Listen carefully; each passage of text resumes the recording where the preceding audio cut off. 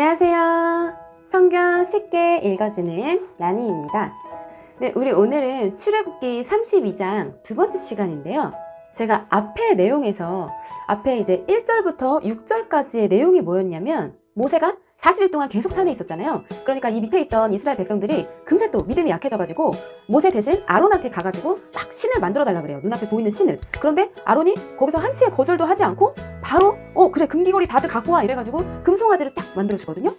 그리고 이제 백성들이랑 같이 그 금송아지에다가 막 절을 하고 막 제사 드리고 막 노래하고 춤추고 막 난리 부르스를 치는데 제가 이 대목이 정말 너무 믿어지지가 않고 이해가 잘 가지 않았어요. 아니 도대체 아론도 되게 모세 옆에서 항상 이렇게 하나님을 대하면서 가까이 대하면서 믿음이 굉장히 좋았던 사람일 텐데 왜 이렇게 한순간에 변절했지? 아니 하나님은 왜 도대체 이런 사람을 대제사장 자리에 앉히려고 하시는 거지? 막 이러면서 되게 갖가지 의문이 많이 들었고 아론이라는 이 캐릭터에 대해서 걷잡을 수가 없는 거예요. 그래서 굉장히 좀 충격이 컸는데 역시 성경은 그때 당시에 그 시대에 걸맞는 렌즈를 끼고 봐야 좀 이렇게 내용이 좀 이해가 가는 것 같아요. 그래서 현대인인 저의 사고로는 이 상황이 잘 이해가 가지 않았지만 스토리텔링 성경을 보고 나니까 조금 그래서 그랬구나 이 정도 그냥 조금 아론을 이해하게 되긴 했는데 그래도 뭐 잘못은 명백히 잘못을 했지만 이 시대 사람들의 어떤 정서와 그때 당시의 시대적인 배경에 대해서 조금 우리가 알고 가야 될 필요가 있을 것 같아요.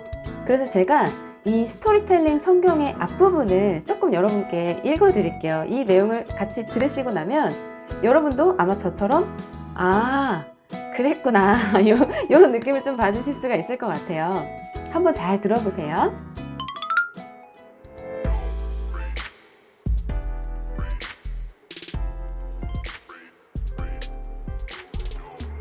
이게 어찌 된 거야? 왜 모세가 여태 내려오지 않는 걸까? 혹시 번개를 맞았거나 불에 타 죽은 게 아닐까? 어쩌면 하나님과 함께 영원히 하늘로 올라갔을지도 몰라. 큰일이다. 이제 우리는 누구를 의지하고 따라야 하는 거지?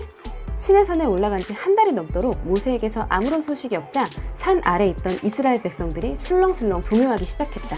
여기서 모여 수군거렸고 저기서 모여 웅성거렸다.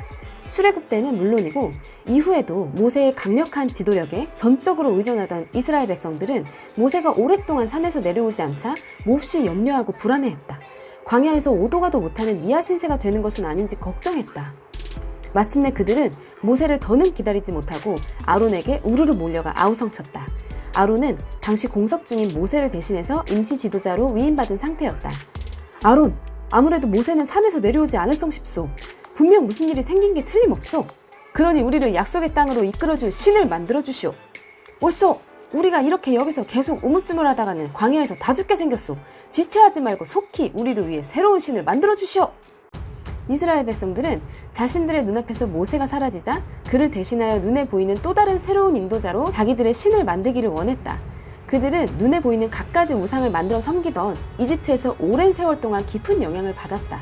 출애굽 이후에는 모세를 신의 대리자로 여겨왔다.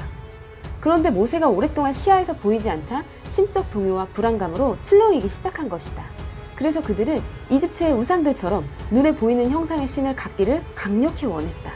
처음에는 약간의 무리가 조용히 요구하더니 군중심리가 발동하기 시작하자 여기저기 본물 터지듯 새로운 신을 요구하는 목소리가 높아졌다. 자, 여러분 조금만 진정해 보십시오.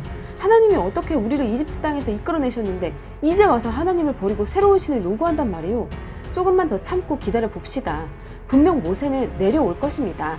아론은 땀을 뻘뻘 흘리며 부르짖는 무리를 진정시키려고 애썼다. 그러나 소용없었다. 군중 심리가 발동한 무리는 막무가내로 걷잡을 수 없이 자신들의 요구를 관철시키려 했다. 그대로 두면 폭동이라도 터질 기세였다. 그럴 수 없어. 더는 모세를 기다릴 순 없단 말이오. 우리를 이집트 땅에서 이끌어낸 모세는 지금 어찌 되었는지 깜깜 소식이 아니오? 이대로 있다가 우리 모두가 광야에서 죽고 말 것이오. 모세는 우리 여호와 주님께 계시를 받으러 산으로 올라갔소. 그러니 조금만 더 기다려 봅시다. 듣기 싫다니까요? 어서 우리를 이끌어줄 신을 만들어 달란 말이오. 기왕이면 이집트에서 우리가 섬기던 신으로 만들어 주시오. 이를 어쩐다. 아론은 크게 번민했다. 이러지도 저러지도 못한 채 안절부절 못했다. 그러는 사이에 백성들의 요구는 더욱 거세졌고 더는 진정시킬 수 없을 정도로 사태가 험악해졌다.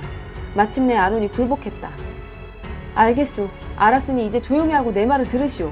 정 그렇다면 새로운 신을 만들 재료를 내게로 가져오시오.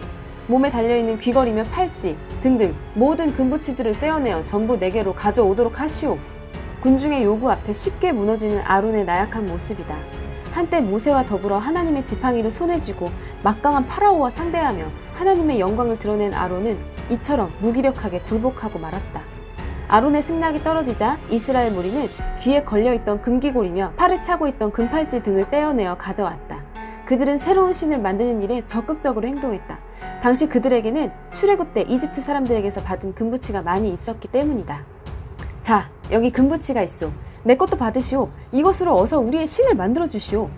아론은 그들의 손에서 금귀걸이와 금팔찌 같은 금부치들을 받았다. 그것들을 녹이고 주조하여 숫송아지 형상을 만들었다. 이런 주조 기술은 이집트에서 배운 것이었다. 숫송아지 형상의 신상의 모습을 드러내자 이스라엘 백성은 크게 감탄하여 소리쳤다. 와! 보라! 금송아지 신이다! 이것이 우리를 이집트 땅에서 이끌어낸 우리의 신이다! 오! 금송아지 신이시여! 우리를 가나안 땅으로 인도하소서! 이스라엘 백성들은 오랜 이집트 생활을 통해 자신들의 생활 저변에 송아지 형상의 우상을 숭배하는 관습이 은연중에 깔려 있었다. 그들이 이집트에서 종살이할 때 이집트 사람들은 황소를 신으로 숭배하고 있었기 때문이다. 당시 이집트의 주요 도시 멤피스는 아피스라 불리는 황소신을 숭배하고 있었다. 헬리오폴리스는 무네비스라 불리는 황소신을 섬기고 있었다.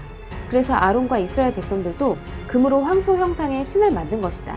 그들은 번쩍번쩍 빛나는 금송아지를 보고 무척 좋아하고 기뻐했다. 아론도 덩달아 기분이 좋아져 금송아지 앞에 제단을 만든 후에 선포했다. 자, 여러분, 내일은 우리 모두 금송아지 앞에서 큰 잔치를 벌입시다. 좋습니다. 그렇게 합시다. 아론 최고! 금송아지 만세! 아론과 백성들은 시내산 정상에 강림해 계시는 여호와 하나님을 까맣게 잊고 더 이상 모세도 찾지 않았다. 시내 광야를 내리쬐는 태양빛에 눈부시게 찬란한 황금빛을 발하는 금송아지 우상을 보고 모두가 뛸 듯이 좋아했다. 이튿날 아론과 백성들은 아침 일찍 일어나 짐승을 잡아 금송아지 앞에 희생제물을 바쳤다. 그런 뒤 삥 둘러 앉아서 흥겹게 먹고 마셨다. 술에 취하고 흥이 오르자 누가 먼저랄 것도 없이 금송아지 앞에서 흥청망청 뛰놀았다. 우상 숭배에 뒤따르는 제전을 벌인 것이다. 당시 이집트의 황소 숭배 제전에는 음란한 행위가 뒤따랐다. 황소는 고대 이집트 사람들이 주신으로 섬기던 우상이었다. 그들은 젊고 힘 좋은 황소를 성과 다산의 상징이라고 보았다. 그런 이집트 사람들의 악한 풍습을 보고 배운 이스라엘 백성들 역시 금송아지 우상 앞에서 아주 문란하게 뛰놀았다. 남자들은 만취하여 비틀거렸고 여인들은 발라 상태로 음란한 춤을 추었다. 하나님께서 내려다보시는 시내산 아래의 기슭에서 질펀한 우상 숭배의 음란한 제전이 벌어지고 있었다. 자, 이런 내용이었다고 합니다. 어때요? 스토리텔링 성경 되게 재밌죠? 그래서 하나님께서 모세한테 지금 이만저만해서 내가 이스라엘 백성들을 다 죽이겠다고 했을 때 모세가 하나님께 엄청나게 막 정말 처절하게 하나님을 붙잡았어요. 그래서 하나님께서 다행히 마음을 돌리셨고 모세가 이제 산에서 내려갔는데 이 백성들이 실제로 금송아지 앞에서 막 춤추고 노래하는 모습을 보고 너무 화딱지가 나가지고 그 하나님 주신 두 돌판을 들고 내려가다가 그걸 집어 던져버렸어. 그래서 그게 다 돌판 깨져버린 거예요. 그래서 저는 그 부분에 또 철렁해가지고 아니 모세야 너까지? 하나님이 주신 걸 그렇게 던져버리면 어떡해? 막 이렇게 시겁했는데 모세가 이렇게 한 행동에는 이거는 그냥 단순한 실수가 아니고요. 여기 스토리텔링 성경에는 또 이렇게 부연 설명이 되어 있는데 시내산 아래에서 자행되는 이스라엘 백성들의 우상숭배 행위가 하나님과의 언약을 정면으로 파기하는 사악하고 패역한 행동이었기 때문에 그 광경을 본 모세가 자신의 이 양손에 든 10계명 돌판이 아무 의미가 없다는 것을 알고 그 의분을 참지 못해서 돌판을 깨뜨린 거고 이 모세의 그런 행동은 하나님의 거룩한 분노의 표출이기도 했다라고 나와 있어요. 그래서 그래서 그랬구나 라고 또 이렇게 이해를 하고 저는 넘어가기로 했습니다. 이제 조금은 아론이 이해가 되시나요? 그리고 이제 이어서 출애굽기 32장 20절부터 다시 읽어볼게요. 모세는 백성이 만든 금송아지를 불로 녹인 다음에 금을 갈아서 가루로 만들었습니다. 그러고는 금가루를 물에 넣어서 이스라엘 백성에게 그 물을 마시게 했습니다. 자, 모세가 산에서 내려왔어요. 그러니까 이 백성들이 모세를 보고 화들짝 놀랬어요. 그래가지고 모세가 너무 열받아가지고 저 금송아지 당장 내라! 이래가지고 근데 이제 이 금송아지는 나무로 만들어져 있고 그냥 겉에만 금을 입혀놓은 거였대요. 그래서 그거를 불에다가 다 태워가지고 이제 그 남은 금 그거를 가지고 이제 빻아가지고 그거를 물에 타서 사람들한테 먹였다는 거죠.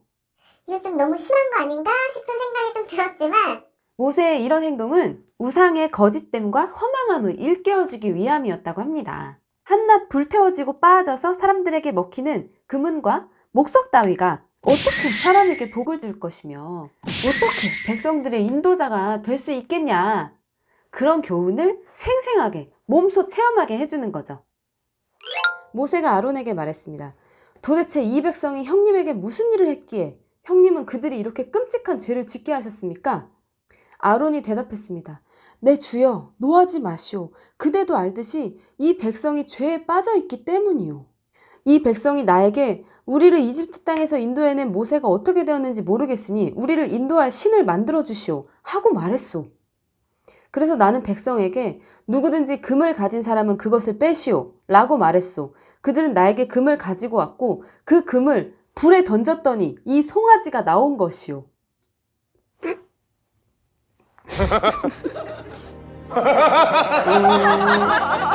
네? 금을 불에 던졌더니 송아지가 나왔다고요? 네? 자, 이 대목에서 이 모세와 아론의 대화가 스토리텔링 성경에 또 자세하게 나와 있는데요. 한번 또 같이 들어보실게요. 문도 있었다. 이렇게 한 뒤 모세는 아론에게 성을 내며 말했다. 대체 이 무리가 어떻게 했기에 이토록 큰 잘못을 저지르도록 한몫 거들었단 말입니까? 그게 그냥 내가 외면했으면 분명 폭동이 났을 거야. 그래서 부득이 입 닥치세요. 형님은 저들을 필사적으로 막았어야 옳지 않습니까? 우상 숭배가 얼마나 큰 죄악인지 전혀 모르신단 말입니까? 그것도 지금 여호와 하나님께서 시내산에 몸소 강림해 계신 마당에 오 모세 나의 주인이여 화내지 말게나. 이 무리가 얼마나 악에 젖어 있는지는 아우도 잘 알고 있지 않은가?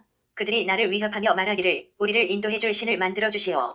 우리를 이집트 땅에서 이끌어낸 모세는 어찌 되었는지 깜깜 소식이 아니오 하였다네. 막무가내로 요구했다네. 그런 요구가 어찌 한두 번입니까? 이번에는 너무 강경했어. 아우가 보지 않아서 그래. 우리는 그보다 더 위험한 상황에도 잘 견뎌왔어요. 물론 그랬지. 그렇다면 하나님께서 모든 위험을 막아주신다는 사실을 벌써 잊으신 건가요? 너무 몰아붙이지 말게. 아우가 없는 틈을 타서 그들이 떼거지로 공격하는데 어찌 나 혼자 그 많은 무리를 막겠나. 그래서 할 수 없이 금부치를 가져오라 했어. 금부치를 가져왔기에 그것을 모아 불 속에 집어넣었더니 그 불 속에서 금송아지가 나왔다네. 아론이 구차하게 변명을 늘어놓았다. 지도자로서 책임을 회피하고 모든 잘못을 백성들에게 전가하는 비겁한 모습이다. 게다가 금부치를 불 속에 던졌더니 금송아지가 되었다고 하는 말 같지 않은 궤변까지 늘어놓았다. 다듬고 새기고 주저하는 과정을 생략함으로써 자기 책임을 면하려 한 것이다. 지금 아론은 지도자의 모습이 결코 아니었다. 무리의 위협에는 속절없이 나약하고 자신이 저지른 잘못에 대해서는 한사코 책임을 면하려고 하는 한낱 비겁한 지도자의 전형일 뿐이었다. 자, 여러분 저의 립싱크 연기 어땠나요? 이 더운 여름에 조금이라도 웃으시라고 제가 조금 특별히 모세는 백성이 제멋대로 날뛰는 모습을 보았습니다. 아론이 그렇게 제멋대로 날뛰게 하여 원수들의 웃음거리가 되게 한 것입니다. 모세는 진의 입구에 서서 말했습니다. 누구든지 여호와를 따르고자 하는 사람은 나에게로 오너라. 그러자 레위 집안의 모든 사람들이 모세에게 모여들었습니다. 모세가 그들에게 말했습니다. 이스라엘의 하나님이신 여호와께서 이렇게 말씀하셨다. 너희는 모두 옆에 칼을 차고 진의 이문에서 저문으로 다니며 너희 형제와 친구와 이웃을 죽여라.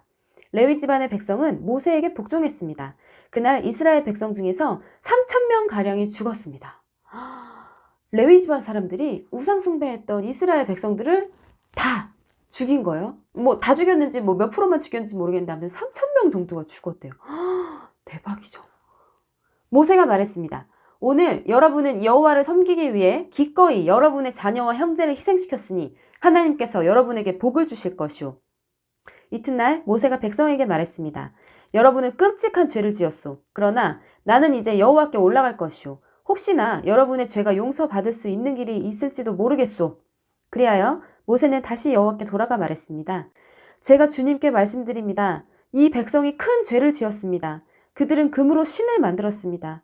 하지만 이제 그들의 죄를 용서하여 주십시오. 만약 용서하지 않으시려거든 주님께서 주의 백성의 이름을 적으신 책에서 제 이름을 지워버리십시오.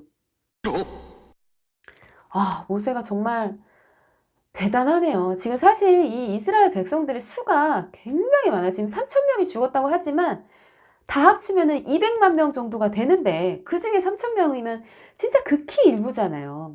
근데 이렇게라도 해서 모세가 하나님께 정말 이렇게 반성의 기미를 많이 보이고 오죽하면 하나님 저들을 용서하지 못하시겠거든 저의 이름을 생명책에서 지워주시옵소서라고 자신을 담보로 걸고 이 백성들의 속죄를 이제 요구하는 거예요. 모세 진짜 대박이네요. 천국에서 영생을 누릴 수 있는 자격이 있음에도 불구하고 내가 이 백성들을 하나님께서 용서하지 못하시겠다면 저도 천국 가지 않겠습니다. 지금 이런 거거든요. 정말 필사적인 강구인 거죠. 여호와께서 모세에게 말씀하셨습니다. 누구든지 나에게 죄를 지으면 그 사람의 이름을 내 책에서 지울 것이다. 너는 이제 가서 내가 말한 곳으로 백성을 인도하여라. 내 천사가 너를 인도해 줄 것이다. 그러나 벌을 내릴 때가 오면 내가 죄를 지은 백성에게 벌을 내릴 것이다. 그리하여 여호와께서는 백성에게 끔찍한 일이 일어나게 하셨습니다. 왜냐하면 그들이 아론이 만든 송아지로 죄를 지었기 때문입니다. 자, 하나님께서 모세가 이렇게까지 간구하니까 아니다. 어떻게 너를 생명책에서 지우냐. 알았다. 그냥 이제 내려가서 백성들을 데리고 가나안 땅으로 가라. 내가 천사들을 보내서 인도를 해주겠다. 근데 원래 하나님이 직접 이렇게 구름 기둥으로 이렇게 항상 인도를 해주셨는데 천사들을 보내겠다고 이렇게 한 발짝 뒤로 물러서셨어요. 슬프다. 그리고 모세의 중보기도 덕분에 지금 당장은 그 백성들에게 크게 징벌하지 않으시겠지만 다음에 또다시 이런 죄를 범하면 이번 것까지 같이 합산해서 벌하시겠다고 말씀하신 거예요. 이 금송아지 사건은 정말 너무 쇼킹하고 진짜 이 이스라엘 백성들에게 너무 수치스러운 과거예요. 근데 다행히 모세가 정말 이 영육의 목숨을 다 내걸고 진짜 간절하게 진짜 필사적으로 중지를 해서 겨우겨우 지금 이 사태는 수습이 됐어요. 저는 이 32장 내용을 읽으면서 정말 모세를 달리 보는 계기가 되었고요. 이래서 정말 이 리더가 참 중요한 것 같아요. 그리고 나 자신의 유익보다는 이 다른 사람들의 구원을 위해서 중보하는 마음으로 기도를 하면 하나님께서는 그 기도는 좀 잘 들어주시는 것 같아요. 이거는 제 생각이고요. 아무튼 그래서 주변에 많은 사람들을 위해 좀 중보 기도하는 마음을 늘 항상 가지시면 좋을 것 같고요. 오늘도 긴 영상 끝까지 시청해주셔서 감사드립니다. 다음 시간에 또 만나요. 안녕.